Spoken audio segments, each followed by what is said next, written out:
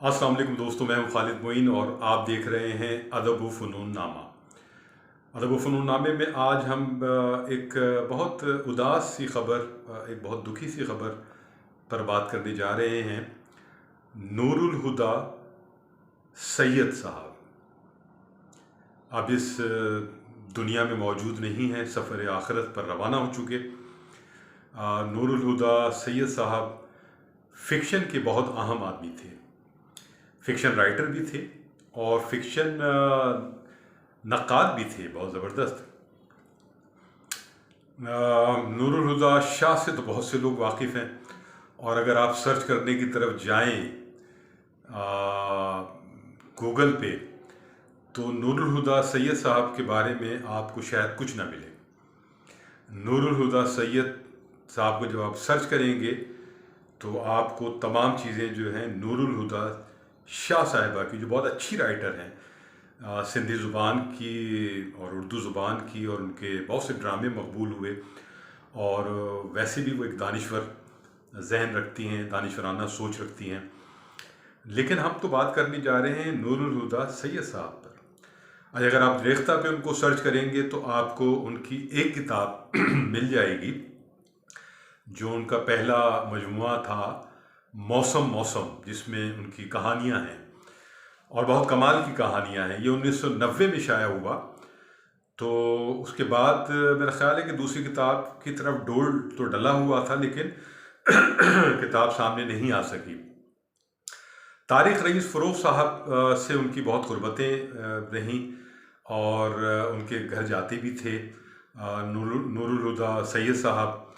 और मैंने एक बार रिक्वेस्ट की थी तारिक रईस फ़रोज़ भाई से कि आप बराह करम उनसे उनकी कुछ कहानियाँ जो हैं वो उनको अपने घर पर बुला के रिकॉर्ड कर लें, और उन्होंने ये कोशिश भी की। लेकिन बदकिस्मती से उस वक्त उनके कुछ गला ख़राब था नूरुल हुदा सैयद साहब का, तो वो उन्होंने माज़रत की और ये तय पाया कि जब उनका गला ठीक हो जाएगा, तबीयत ठीक हो जाएगी, तो वो यकीनन कुछ कहानियाँ रिकॉर्ड करा देंगे, जो मैं अदब व फ़नून नामे में पेश करना चाहता था, ताकि बहुत से लोगों तक वो कहानियाँ पहुँच जाएं और वो रिकॉर्ड भी हो जाएं। ये भी एक जहन में मेरे बात थी, लेकिन वो हो ना सका। अदब व फ़नून नामा जो है उसको मैं उनके पास भेजता था, उनको इनबॉक्स करता था लाजमी तौर पर, और उनकी कुछ ना कुछ राय भी आती थी उसके हवाले से। कुछ ना कुछ वो बात ज़रूर करते थे, मुख्तसर बात करते थे, लेकिन वो महसूस होता था कि वो देखते हैं और कुछ ना कुछ तारीफ़ी अल्फाज या कहीं कहीं कोई मशवरा देना होता था तो वो भी मुख्तसर तौर पर इनबॉक्स में ही मुझे बता दिया करते थे। तो मैं बड़ा शुक्रगुज़ार होता था, बहुत खुश होता था कि सैयद साहब आप देखते हैं चीज़ों को और आप राय देते हैं। वो मेरे लिए बड़ी उसकी कदर कीमत है। नूरुल हुदा सैयद साहब से मेरी पहली मुलाकात उनके घर पर फेडरल बी एरिया में उनका एक फ़्लैट था, और शायद वो अब भी वहीं रहते थे, क्योंकि शायद जनाजे के हवाले से तो यही था कि शायद वहीं से वो उठेगा। तो उन्होंने एक तंज़ीम, अदबी तंज़ीम कायम की हुई थी, अंजुमन जदीद मुसन्निफ़ीन, इस नाम से एक बहुत ज़बरदस्त अदबी तंज़ीम थी, जिसमें ग़लबा जो है फ़िक्शन का था। बुनियादी तौर पर फ़िक्शन के लोग वहाँ ज़्यादा आया करते थे, जिसमें महमूद वाजिद साहब आते थे, जो कि फ़िक्शन के ख़ुद बहुत ज़बरदस्त कहानी लिखने के और फ़िक्शन के नाक़िदीन में बहुत अहम नाम उनका। और जदीद जो फ़िक्शन है या जदीद कहानियाँ हैं या जो जदीद अंदाज़ है, क्योंकि अंजुमन जदीद मुसन्निफ़ीन से आप समझ लें कि वहाँ सारा जो मामला था वो जदीद फ़िक्शन के हवाले ही से था, और जो शख्सियात वहाँ आया करती थी उनमें ज़्यादातर लोग वही थे जो जदीदियत को पसंद करने वाले थे या जदीद अंदाज में लिखने वाले थे। शोरा भी आते थे।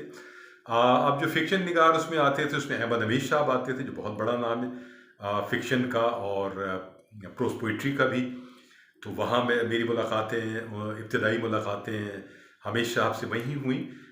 ज़िक्र तो उनका ज़ाहिर है उबैदुल्लाह अलीम साहब के हल्के में बहुत ज़्यादा रहता था।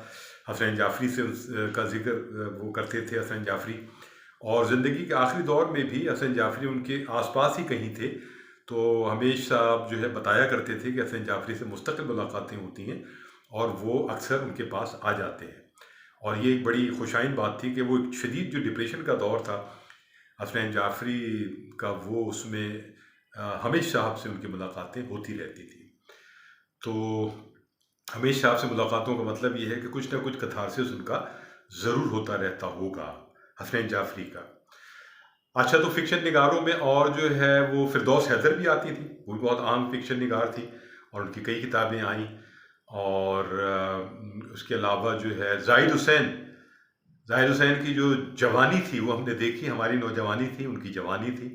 और वो जो शमशीर बरहना का मामला है वो ज़ोरों पर था उस वक्त, बहुत ज़बरदस्त तनकीद करते थे ज़ाहिद हुसैन। फिर शहाबुद्दीन शाहब साहब भी, उनकी भी जवानी थी, वो भी बहुत ज़बरदस्त तनकीद करते थे तख्लीक़ात पर।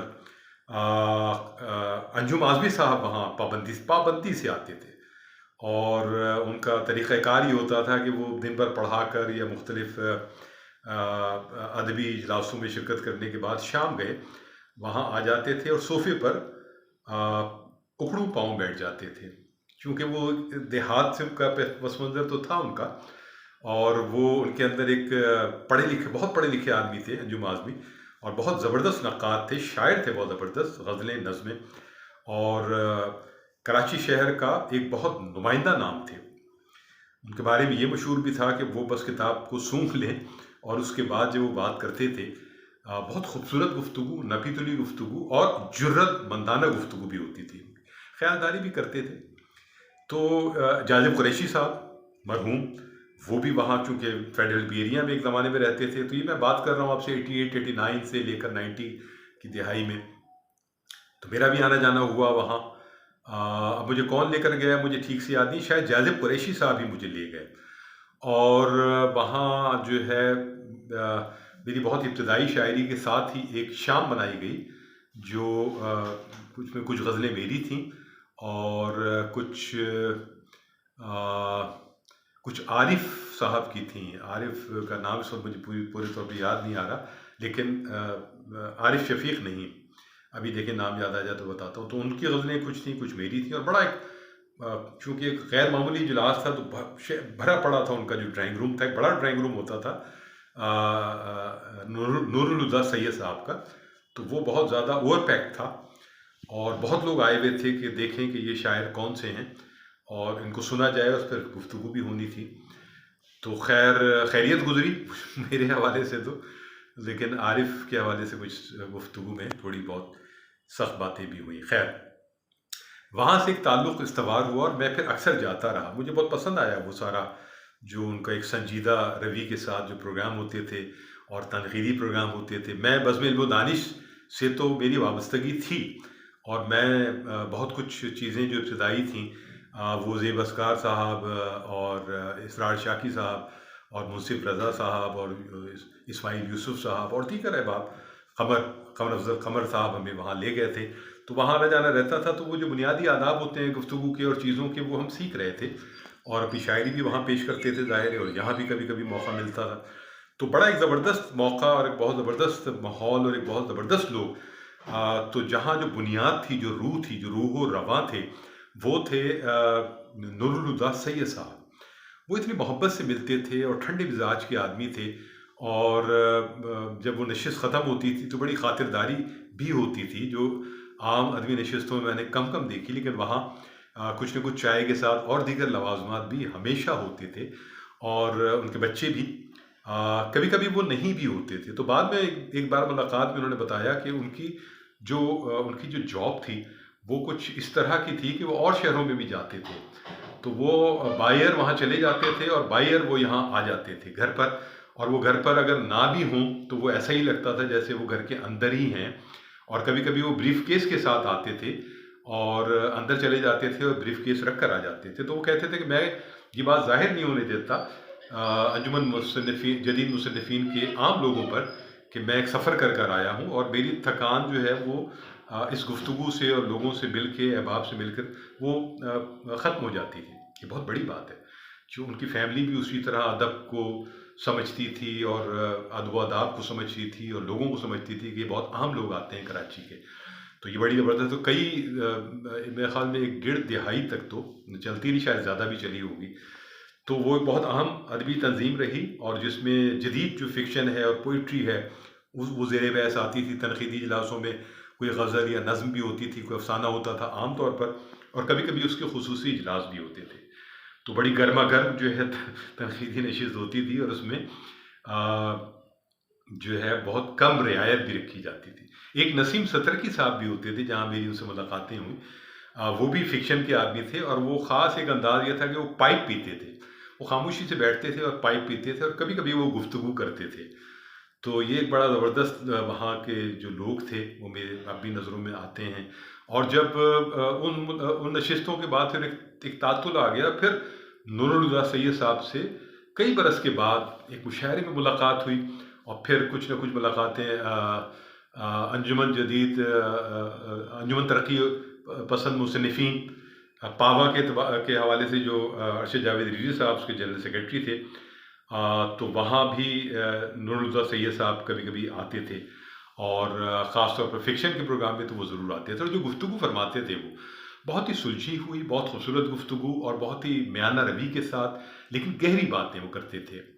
नूरुल हुदा सैयद साहब के बारे में ये तय है कि वो कम सुखन ज़रूर थे, लेकिन जब वो बात करते थे तो उस बात में एक वज़न होता था और एक विज़डम होता था, और वो जो है फ़िक्शन की रिवायत से भी वाकिफ़ थे, जदीद फ़िक्शन से भी वाकिफ़ थे, और ख़ुद जो उनकी कहानियों का अंदाज़ है वो भी बहुत मॉडर्न अंदाज़ में उन्होंने लिखा। और महमूद वाजिद साहब ने उनका मुकदमा लिखा उनकी किताब मौसम मौसम पर, और पटना से बात शुरू की जहाँ वो रहते थे। तो ये सब मशरिक़ी पाकिस्तान के लोग थे, महमूद वाजिद साहब भी, अहमद हमीद साहब भी, और नूरुल हुदा सैयद साहब भी, और भी कुछ लोग होंगे। तो ये सब जो है यकजा हो गए थे। तो पटना में एक रिसाला निकलता था परतों के नाम से, वहाँ उनका एक पहला अफ़साना छपा था। और नूरुल हुदा सैयद साहब उन लोगों में हैं जो कि जैसे अनवर सज्जाद साहब थे, या इंतज़ार हुसैन साहब थे, या और लोगों में बलराज बिनरा थे, सरिंदर प्रकाश थे। ये जो एक सफ़ थी जदीद कहानी लिखने वालों की पाकिस्तान में, इंडिया में, जिन्होंने जदीद अफ़साने को बहुत आगे बढ़ाया। अलामतें, इस्तिआरे और चीज़ें, और कहानी का एक नया टर्न, और कहानी में एक विज़डम, और रिवायत के साथ भी जो एक रिवायती जो हमारे यहाँ दास्तान गोई है उसको भी आगे बढ़ाया। जो इब्तिदाइया उन्होंने लिखा मौसम मौसम में, नूरुल हुदा सैयद साहब ने, वो कहानी है तालूत और जालूत की। वो एक अलामती अंदाज में उन्होंने एक किस्सा बयान किया है, और वो एक बुरी कौम का और एक अच्छे नबी का, और इन द बिटवीन बहुत सारी बातें उन्होंने मुख्तसर अंदाज में बहुत खूबसूरत और गहरी बातें उसमें लिखी हैं। और उसको एक यानी यही फ़िक्शन है कि आप कभी-कभी रिवायतों को और कभी-कभी चीज़ों को जो है वो मॉडर्नाइज़ भी करें, और असर हादिर से अहद हाज़िर से उसको जोड़ दें। तो ये कमाल था। इनको हवा में नहीं लिखते थे वो, बहुत गहरा शऊर रखते थे, और कम लिखते थे यकीनन। कभी-कभी वहाँ भी पेश करते थे अंजुमन जदीद मुसन्निफ़ीन में वो अपने कहानियाँ, और बहुत पसंद की जाती थी, और गुफ्तगू भी होती थी। तो उसके बाद फिर जो है वो ज़ेब अस्कार हुसैन साहब के थ्रू भी उनसे मुलाकात हुई, और मुझे आखिरी मुलाकात जो है वो याद है कि वो उनके घर पर ही, ज़ेब अस्कार हुसैन साहब ने घर पर एक प्रोग्राम किया था, तो उसमें नूरुल हुदा सैयद साहब के लिए ही प्रोग्राम था वो, और उसमें भी मैंने थोड़ी बहुत गुफ्तगू की थी, जो उन्होंने बाद में बहुत मुझे मतलब शाबाश दी, और खुशी का इज़हार किया कि तुमने अच्छी गुफ्तगू की। तो गुफ्तगू तो उन पर बहुत सारी हो सकती है।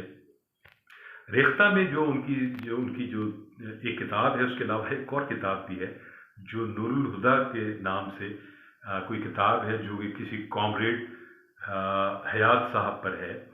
वो नूरुल हुदा सैयद साहब की लिखी हुई किताब नहीं है। वो हयात और ख़िदमात हैं उनकी, और वो वहाँ के कोई इंडिया के कोई साहब हैं। तो ये गलत फहमी है, और एक बड़ी मिस्टेक है। रेख्ता में ये चीज़ें हो जाती हैं, और जो नहीं होनी चाहिए, क्योंकि वो एक बड़ी साइट है जिसमें उर्दू के पूरी दुनिया की शोरा और अफसाना निगार और किताबें और चीज़ें हैं, लेकिन ये इतनी बड़ा ब्लेंडर मिस्टेक जो है वो नहीं होनी चाहिए। तो मैं आपको बता दूं कि उसमें रेख्ता पे अगर आप जाएंगे और नूरुल हुदा सैयद साहब को सर्च करेंगे तो उसमें सिर्फ एक किताब मिलेगी, मौसम मौसम, जो उनकी अफसानों की किताब है। नूरुल हुदा सैयद साहब चले गए, इसका बहुत रंज है। वो ऐसे बुजुर्गों में थे जो जाहिर है कि इस वक्त इस मुकाम पर थे कि वो बड़े लोगों में शामिल थे। लेकिन सबने जाना है, हमने आपने, नूरुल हुदा सैयद साहब चले गए, बहुत उदास कर गए। हम उनका जिक्र करते रहेंगे, उनकी तख्लीक़ात पर बात करते रहेंगे। सर-ए-दस्त तो एक तारुफ था जो आप तक पेश किया, और सर-ए-दस्त एक ताज़ियतनामा था जिसके साथ साथ पेश करने की कोशिश की। खालिद मोइन को इजाज़त दीजिए। अदब व फ़नून जिंदाबाद, पाकिस्तान पाइंदाबाद। कोविड बहुत है, ज़ाहिर है, बहुत ख्याल रखें। खुदा हाफिज़ नाज़िर।